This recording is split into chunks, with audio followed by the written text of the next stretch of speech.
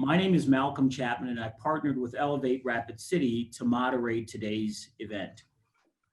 We are excited that you chose to spend part of your afternoon here in this session as we invite local legislative candidates to share their platform, their ideas, and their story. In these uncertain times, public meetings and traditional campaign events are difficult to facilitate. So we hope these webinars can help serve as the public's opportunity to hear from candidates themselves. Today, we have joining us in the race for District 33 Senate is Dave Johnson, Republican, running for District Senate 33, and Ryan Ryder, Democrat, running for District 33 Senate. Phil Jensen is the third candidate running for the Senate seat, but he is not joining us this afternoon. As a reminder, Dave Johnson and Janet Jensen face a Republican primary election on June 2nd. I think I misspoke a little bit earlier when I said that Phil wasn't here, but Janet isn't here. I apologize for that. Just a little bit about my background. Again, my name is Malcolm Chapman. I'm a former locally elected official, as well as a former Marine officer. I facilitate and host and speak across the country. And more than anything at this uncertain time, I hope that you and your family and your circle are being safe and are good at this point in time. I would like to now set the stage for this town hall. We are first going to introduce each candidate alphabetical order by last name, and each candidate will then have 5 minutes to run through their introductions.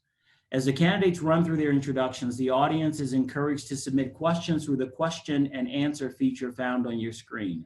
Once their introductions are finished, I will begin to share questions that are received from the audience through the Q&A feature. Each candidate will then have a chance to respond. Each candidate has 2 minutes to provide their answer before we move to the next candidate. We will rotate once each candidate has had a chance to speak. We have the ability to export all the questions that are submitted today through the Q&A. So if your specific question is not read aloud, we encourage the candidates to reach out after the webinar and address your question directly. We will do our best to ask and have the candidates answer as many questions as time allows. We will conclude once the stream of audience questions expires or we have reached the time limit. There are 2 questions that we sent the candidates ahead of time to prepare, and I will cover these topics if not prompted by one of the audience's questions. We will conclude promptly at 5 p.m. to be respectful of everyone's schedule. Finally, let me set some guidelines. As a reminder, only questions through the Q&A feature will be submitted to me as the moderator to ask the candidates. We will not address questions sent through the chat feature. As the moderator, I will strictly enforce the time limits, and I will hold up a red card when the candidate has 30 seconds left in their answer. After 2 minutes, the candidates will be muted so that we can move on to the next candidate or question. Most importantly, we ask you to treat all the candidates and other webinar attendees with respect. If you abuse the Zoom chat feature in an inappropriate or derogatory manner, we reserve the right to dismiss you from the Zoom webinar. And with that, let's get started. Dave, can you start us off with your 5-minute introduction? Well, good afternoon, Mr. Ryder. How are you today? Good to see you. Good to see you too. And I guess that just confirmed that audio is working. Mr. Chapman, how are you? Okay. I don't have 5 minutes prepared for anything. I just came from the field. I've been out working today and I had to leave the field early to come back to this. Now, I do also want to say, Mr. Chapman, I didn't know that you were a Marine, and I want to thank you for your service. Mr. Ryder, I understand that, are you still retired or are you in the military right now? No, I'm separated. I was in the Air Force. I think when we had a little bit of discussion about this 2 years ago when I was running and you were running for the House again. Yes, well, thank you for your service as well.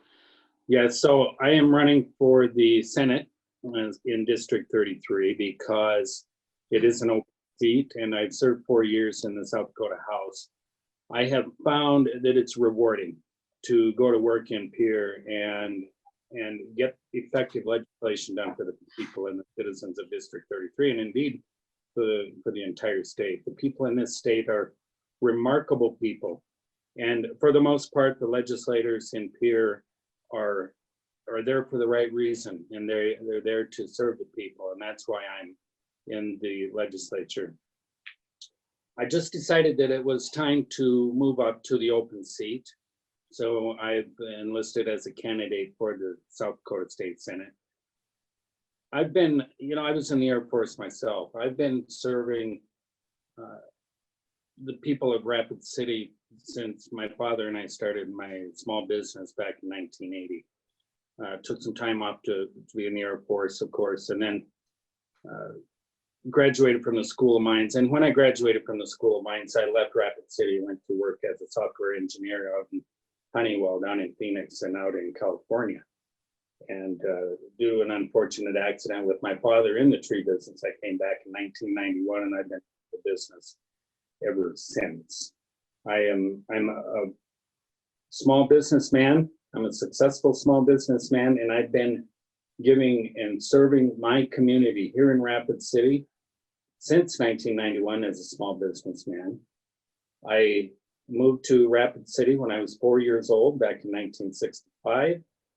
And so I've been around Rapid City longer than most candidates. Very, very few people have been in Rapid City. And in fact, District 33 is where I grew up, at Horace Mann School, then North Junior High, and then on to Rapid City Central High School. The key reason that I serve and that I'm asking to serve is because the community of Rapid City has been my life.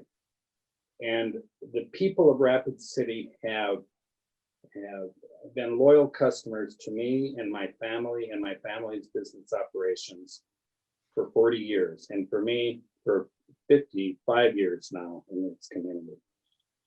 It's my ethic, I believe it's my ethical priority. It's my moral priority to get back to this community. And so that's what I do. I listen to the people in this district, and then I go to Pierre, and like I do every day when I'm not in Pierre, I work hard. I work hard for the people in District 33. I listen to them, and I approach legislation with the constituents in mind. That's why I do what I do, and that's why I'm offering myself as a candidate for the open seat in the South Dakota State Senate for District 33. Thank you, Mr. Chapman. Dave, thank you. Ryan, introduction, please. Yeah, thank you again, Mr. Chapman. My name's Ryan Ryder. I just in way of background, I grew up in Pennsylvania, mostly central Pennsylvania. I was born in Philadelphia, grew up in central Pennsylvania. Progressively moved west. I went from high school in central Pennsylvania to college in Wheeling, West Virginia. Received my Bachelor of Arts degree there. Went to law school at the University of Dayton in Ohio. So I moved to the far end of Ohio, western side, and received my law degree there. And also took and passed the bar exam in Ohio. So I was licensed originally in the state of Ohio. My wife's job, following my passing the bar, she was in medical school. So in order for her to do her residency, we ended up moving to California. So moved all the way west to the West Coast and spent some time both in Northern and Southern California, and experienced, it's definitely different parts of the world when you're looking at moving from Pennsylvania, Ohio, California. And I had stayed in touch with a friend of mine who was an Army JAG. We just finished law school, and he went into the Army, and he was telling me about the benefits of working as an attorney for the armed services. And I looked into it at the Air Force, and that's what I ended up doing, leaving California to join the Air Force as an Air Force JAG. My first assignment was at Ellsworth Air Force Base, right outside of town here. And I spent 3.5 years as an Air Force JAG at Ellsworth. They did move me back towards the last year of my initial service time to Washington, D.C. So I spent some time in downtown D.C. at Bolling Air Force Base. And then after that stint, I had decided to separate, and we moved back here. So obviously the 3.5 years from 2001 to 2004 or 5 really grew on me in Rapid City, and that's why we came back here. So I've been in this community since originally with the Air Force in 2001, but then we bought a house in 2005, 2006 period. And I joined up with the state's attorney's office for Pennington County. So Pennington County's state's attorney's office, and worked there from 2006 to basically 2012 with a short gap in there for helping out with the kids at home. And actually since then, after about 4 or 5 years working for the state's attorney's office, doing prosecution work, I've been home at raising the kids for the last few years, and stay-at-home dad, working that angle of it. Obviously a type A personality, so I couldn't just sit on my hands. And in addition to working with all the kids all the time, I've been involved with a lot of different organizations around town, and some of the more significant are the South Dakota Parent Connection and Partners in Policymaking. My oldest son has a disability, so I was joined up with those groups, eventually became a board member, found that to be very rewarding, trying to reach out to those communities and make sure that their voice is heard. Also involved with the church at the Knights of Columbus, working with the school board at the Children's House Montessori. So basically plugged into different organizations, and then last couple of years really becoming a little more involved with South Dakota Democrats, Pennington County Democrats, and watching what's been going on at the legislature level. And 2 years ago, decided to get involved myself. I ran 2 years ago for the same seat against Senator Jensen, who's now termed out. And now since it's an open seat, perhaps need Mr. Johnson or Mrs. Jensen. That's kind of where it's been and where I'm at. But I certainly want to provide my experience and background as sort of a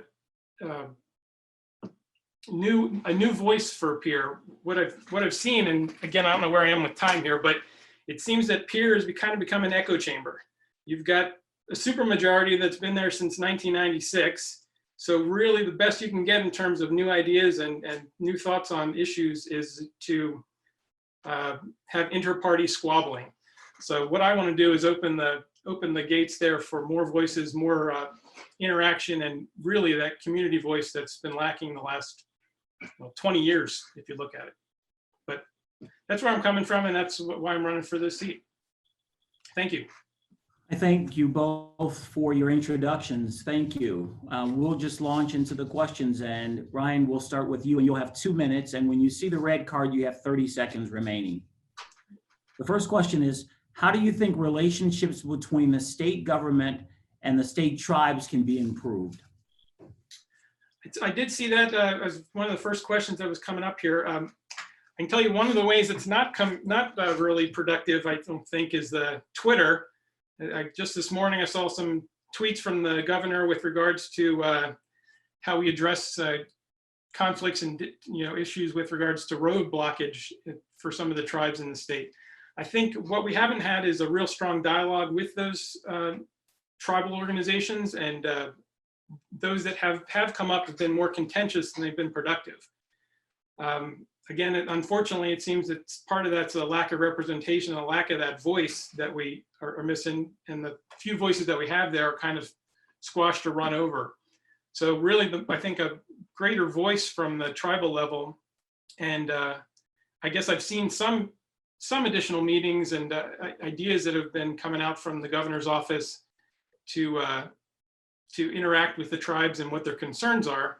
I think that same sort of interaction needs to be done on the legislative level. And I don't know if it takes these summer sessions. I know those have been canceled or postponed for this summer, but those are the type of things that I think would be perfect for the summer sessions for the legislature to meet with and address with the tribes and see what their concerns are and bring those to the following legislative sessions. Ryan, thank you. Dave, the same question. Do you need me to read it again?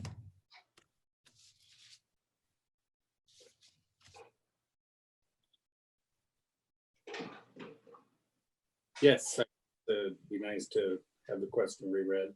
Sure. How do you think relationships between the state government and the state tribes can be improved? Well, we've had actually some pretty remarkable progress here. You know, the State of the Tribes address is given 2 days following the governor's address to every legislature.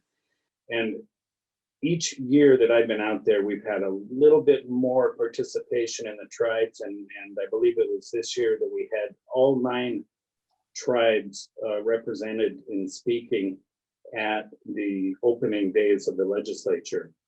So there is improvement, and it's remarkable, frankly. I mean, we had a drum display, and we had Lakota prayers at the opening session 2 days following the governor's opening address to the people in her state of the state, and then the state of the judiciary, and then the state of the tribes.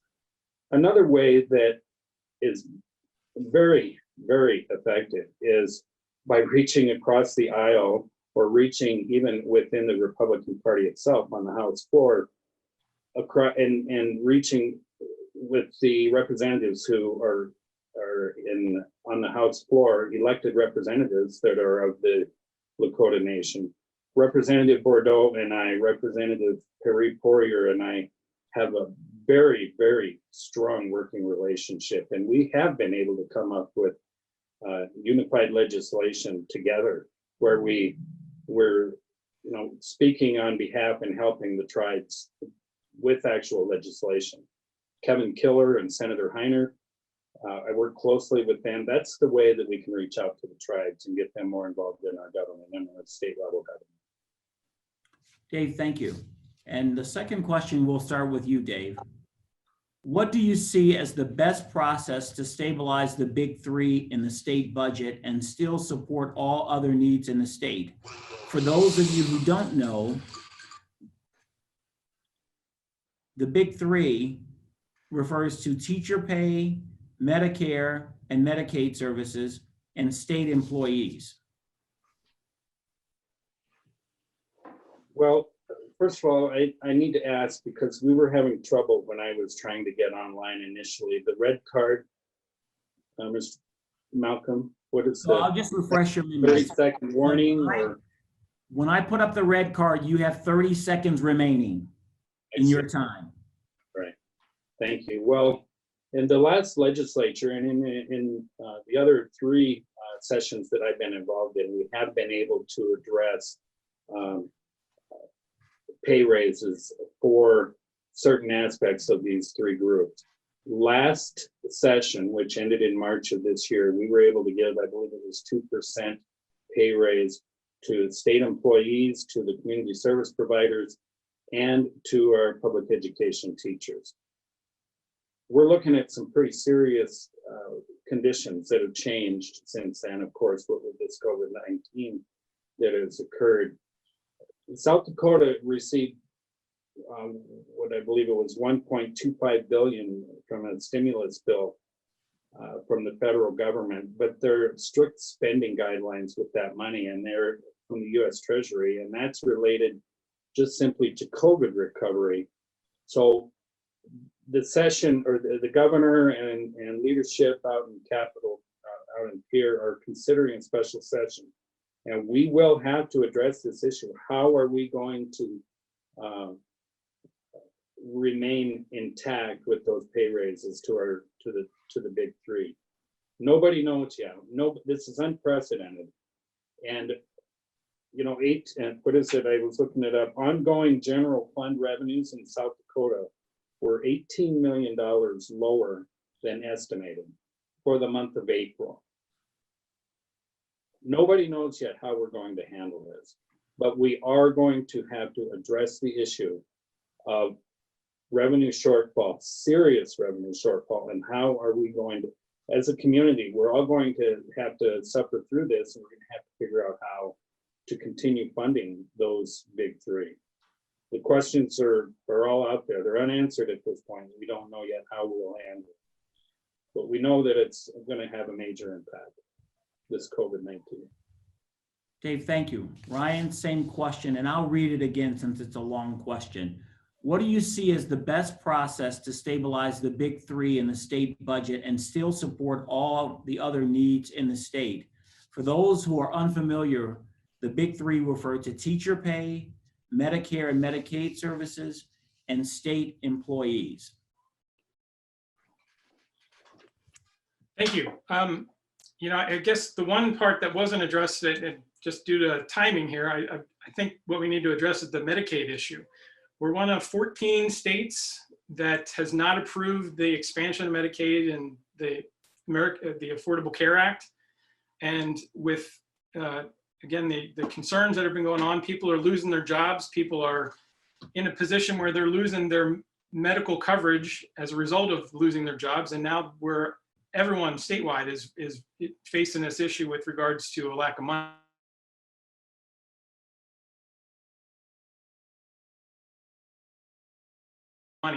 Now we ban that Medicaid. There's been proposed have sort of a pilot program in Minnehaha and Pennington counties with regards to imposing job requirements to expand that Medicaid. That's out there. That's not completed yet, but that if not now, when would you expand your Medicaid to catch those people that are in the most vulnerable positions? This is exactly the time that particular funding is needed. So that would be, I think, the first step in terms of addressing those big three. I'll follow up from Mr. Johnson on the other aspects of it, the teacher pay and the state funding for employees. We're looking at a budget crisis, and we're going to have to see where those revenues lie to address those other three. But certainly starting with the Medicaid is step one, and then moving with those other two portions is going to depend on how the budget appears as we get closer to the time. Ryan, thank you. So both of you have started to talk about the results of COVID-19. So I'll just ask the next question, which is about that. As a result of COVID-19, there's a chance that the state budget will be reduced. What would you cut? Would you cut straight across the board or target certain budgets?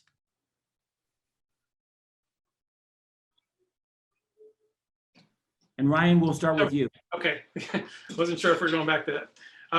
Thank you. At this point, it's tempting just to look at straight across the board, but I think I would want to get in there and target the one. I'd have to look at where our revenue actually lies to see if we can do that, because cutting straight across the board may end up leaving the inequities as to certain programs that need to be funded that can't, and other ones that can go a little longer without that funding that can roll over to the following budget year.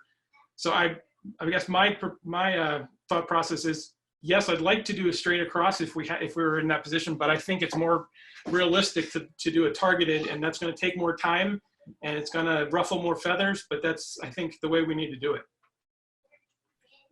Thank you. Dave, same question. Thank you. Well,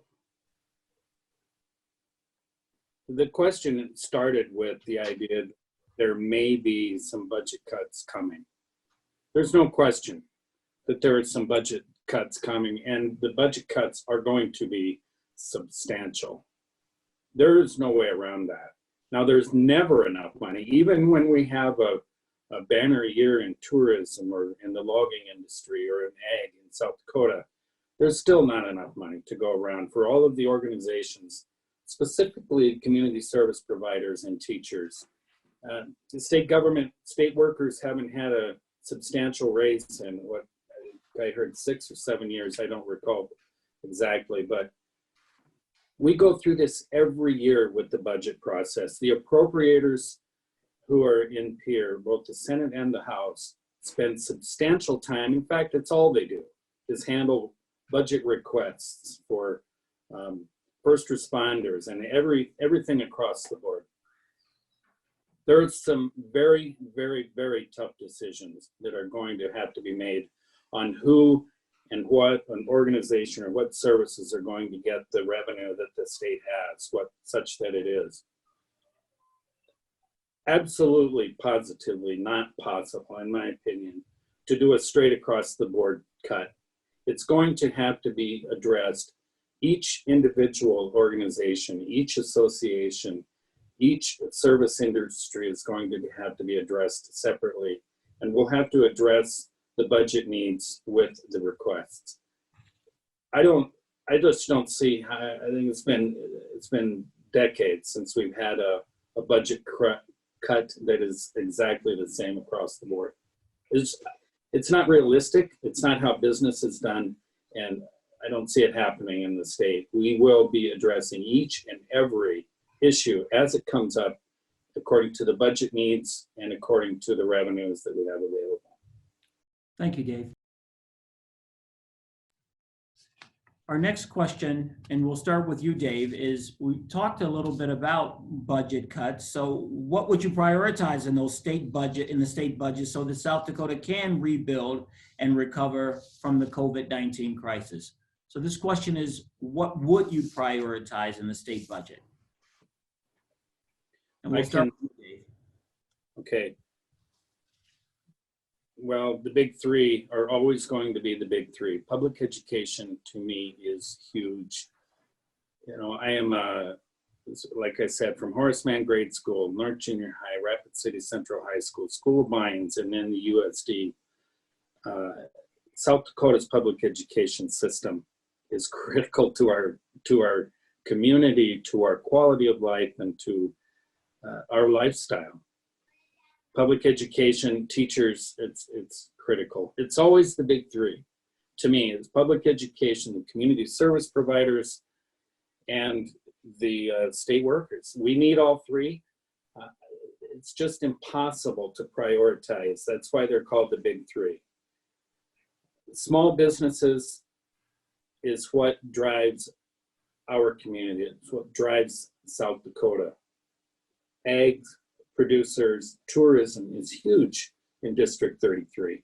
So what we need to do is we need to make sure that government is not on our backs as small businessmen.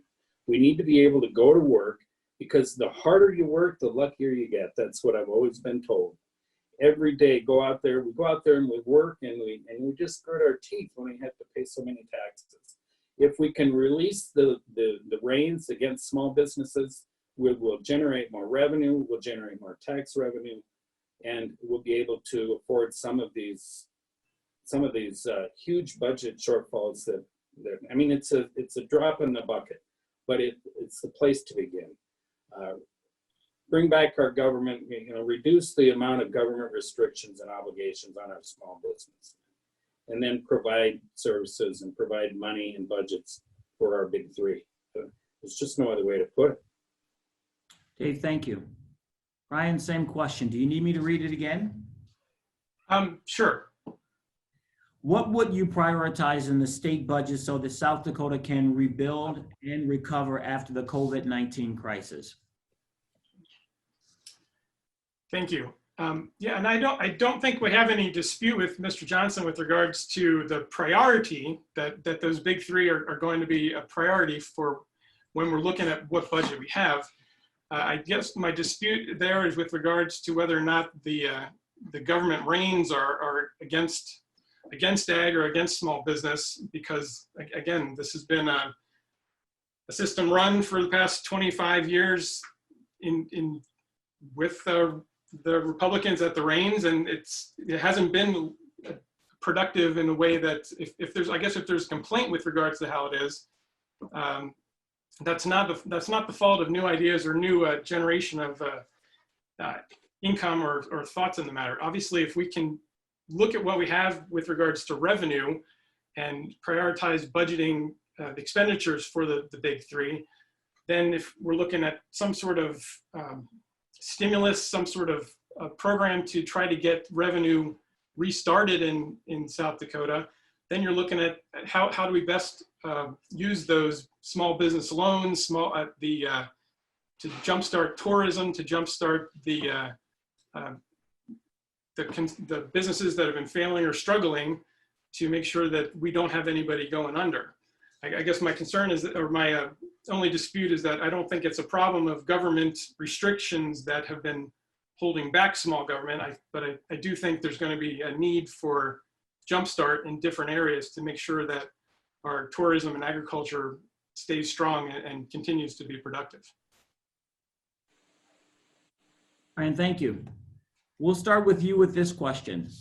What strengths do you bring to the legislature to support businesses and economic development in the Black Hills. What are your ideas to advance these areas? You know, for the most part, I think one of the strengths I have is being able to critically look at different proposals and different ideas that are out there. We haven't had much legal representation up at the state legislature level. I think that's been demonstrated through my predecessor in this position, in terms of looking at not being able to really see the consequences of bills that are proposed, which end up being more harmful than productive. Now that rolls into, if you're looking at a bill that could potentially help certain areas of the state, or specifically in District 33, I want to make sure that that's not going to undercut. If you're proposing a bill that's going to help one of the bigger industries, it's not going to undercut the small businesses, or it's not going to somehow cut out rights of the worker as part of those bills. And that, I think that's being able to see the consequences of the legislation versus just, you know, what's it going to do for me in the short term, is something I think I can bring a critical eye legally to make sure that we're doing the best for our South Dakota citizens. Brian, thank you. Dave, same question. Well, thank you. And I have been doing it. I have been representing small businesses. I've been representing entrepreneurs in Rapid City, in Pennington, and Meade County, in throughout District 33. You know why? Because I'm one of them. Every morning I get up and I put on my steel-toed boots. I wear a hard hat. I have to wear gloves. I go out and I go to work and I pay bills. I'm not going to get in a discussion today about discrepancies between myself and Mr. Ryder. All I know is that I pay a lot of money in taxes, and I pay fees, and I pay for vehicle registrations, and I pay wheel taxes. I'm out there representing daily, working with auto mechanics, with auto body professionals, with roofers, with gardeners, carpenters, state, federal, and local community, county workers, tourism specialists. I work with them every day. I meet with them every day. I go to their yard and I talk with them. That's how I am able to represent and go to peer and talk the same language as the constituents in District 33. It's being one. It's being one with the community of Rapid City and the Central Black Hills. If you're not paying the fees that you have to pay to the government on taxes and registration and nursery licensing, then apparently you just don't understand that government is a burden. And it's from the federal and the county and the state. And when you go to work as a small businessman and you're trying to keep employees employed, it's a problem. It's tough. It's hard work. And I'm one of them, and that's why I understand what the problems and the dilemmas are, and I can go to peer and I can represent those people who keep this country and our community alive. Dave, thank you. Dave, we'll start with you on this question. Any thoughts on the utilization of a portion of the state reserve fund to solve a portion of the budget deficit? I do have an opinion on that, and as a small businessman, I like the idea. We have this debate all the time in the Capitol. Should we be using our rainy day fund? Should we be using our 10% budget reserve? Maybe this year, maybe, because this is unprecedented. Nobody who's alive today has been through this situation before. We don't know what we're going to do, but certainly the budget reserve is available. It's there. Now, if the legislature decides they want to use it for this unprecedented issue, then maybe it's time. In the meantime, I have always rejected the use of the reserve fund for filling budget shortfalls, because what is the use of a rainy day fund if we're just going to use it to fill gaps in a budget? We all have to live within a budget, and we should all be putting away 10% minimum in a rainy day fund. The state is no different. So I've always been reluctant to tap into this rainy day fund. I'm still reluctant, but we're in unprecedented times, and so I'm open to discussion with that. Okay, thank you. Ryan, any thoughts on the utilization of a portion of the state reserve fund to solve a portion of the budget deficit? Thank you. And my answer short on this is the rainiest of rainy days. Our discussion's been circling around the unprecedented nature of this.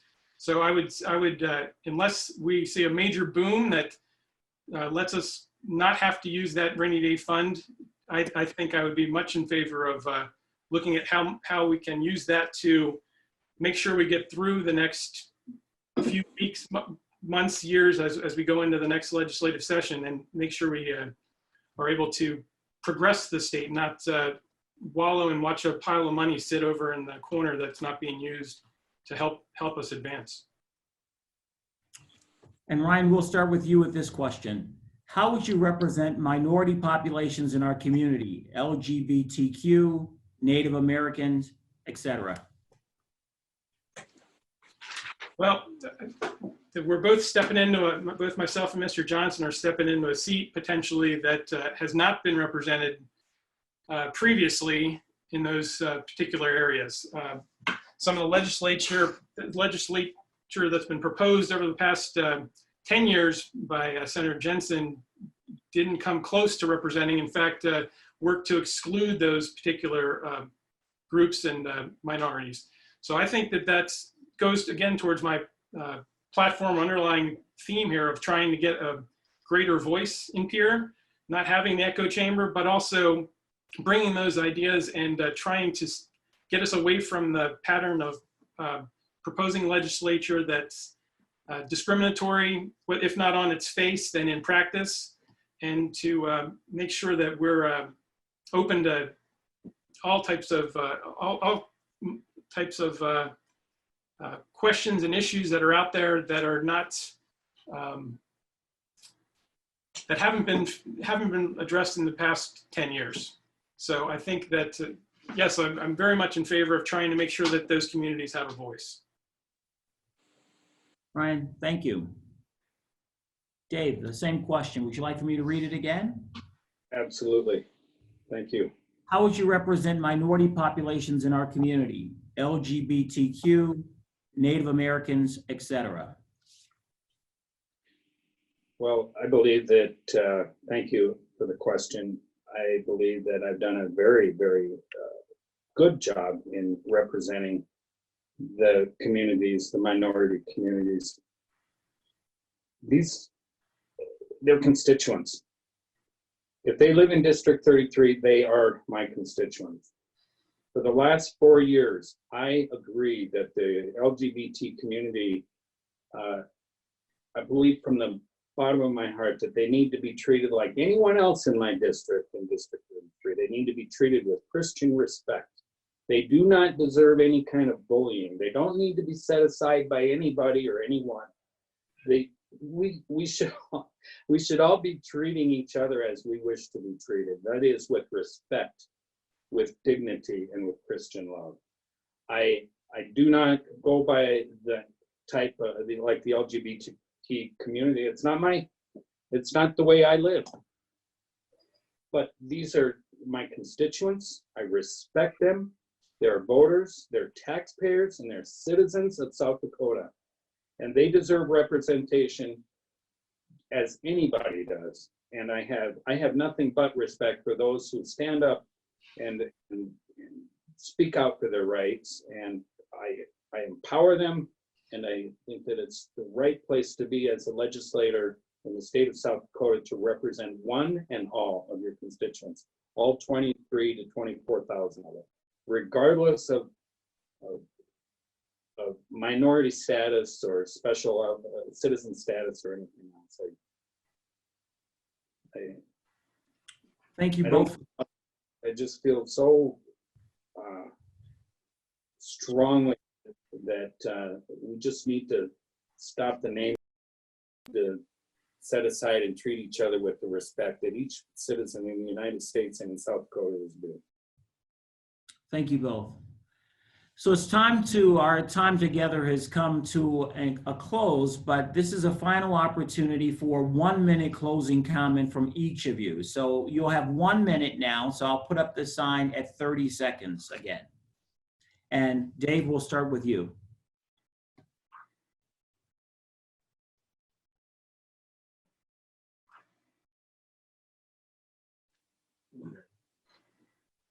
Thank you for offering this today. Elevate is, I'm real proud of Elevate. I'm proud that I got a high rating from Elevate. I'm proud that I got a high rating from the South Dakota Right to Life organization. I'm proud that I'm a NRA Life member. I'm proud that I'm endorsed. I'm the only candidate that's endorsed by the NRA in this race. I'm a member of this community. I've been a member of this community, as I said earlier, for 55 years. I don't believe that anybody running for this office has more of a personal relationship with the community that is District 33. I'm proud of it, and I will continue to represent the people, the small businesses, and the organizations in my community that make this community as strong as it is. I'll be asking you for your vote. You'll see me out putting up signs, and I'll be participating. I'm happy to serve my community, and I'm asking for your vote. Thank you again, Mr. Chapman, for monitoring this today, and again, to Elevate for what they're doing. Thank you. And Ryan, a closing comment. Thank you. And speaking of echo chambers, I want to thank you as well, Mr. Chapman, and thank you, Elevate, for putting this on. It's nice in difficult times to not being able to go out and meet everyone on the street, to have to at least meet them on the computer here. I have a website, www.riderforsenate.com. Please go to that website, check out some of the thoughts I have on different issues, and please contact me. The whole point of trying to get a new voice in Pierre is to get that interaction with the community and make sure that those constituents in our district are represented. Send me an email at votewritersd@gmail.com. That's also at the website.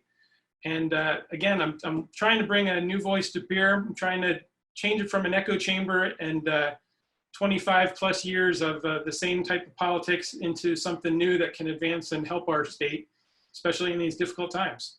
So thank you again, and hope to see you out there. Thank you, Mr. Johnson. Well, thank you both for participating today. And on behalf of myself and Elevate Rapid City, we thank you, the audience, for the time you spent this afternoon with District 33 Senate candidates. We are also very grateful for the candidates themselves for participating and sharing their perspectives with all of us today. Please keep in mind the date of June 2nd, when the Republican primary election will be held between Dave Johnson and Janet Jensen. If you have any questions about voting or elections, please reach out to Elevate. Keep an eye out for the rest of our legislative candidate town halls. Our next session will be Monday, May 11th, starting at 3 p.m. with District 34 House candidates, and again at 4:15 for District 34 Senate candidates. At that time, Jess Olson, Mike Dietrich, Mike Derby, Nick Anderson, and Rick Stracolosi have confirmed their participation for Monday. Make sure you register for all those events, and you can find the links in the chat box below. Thank you all, and to all be safe and hopefully be healthy.